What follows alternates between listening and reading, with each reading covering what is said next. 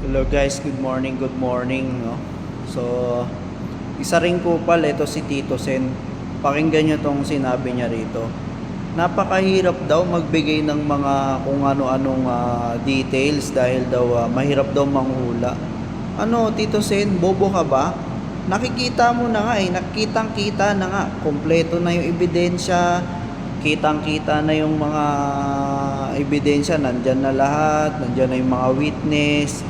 Halatang dinidepensahan mo sila, Tito Sen. Huwag ka nang magdahilan ng kung ano-ano na magsasabi ka pa na hindi mahirap magbigay ng komento, mahirap magkamali, mahirap.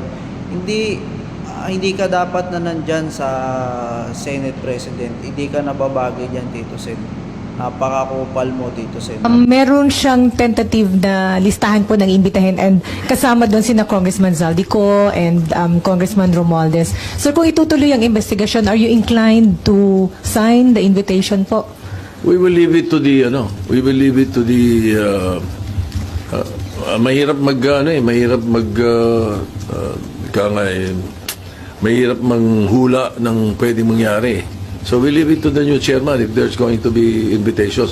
But as far as I know, I was not aware of that really. Ang alam ko, kaya biglang sana tumatawag ng hearing, request ni Senator JB.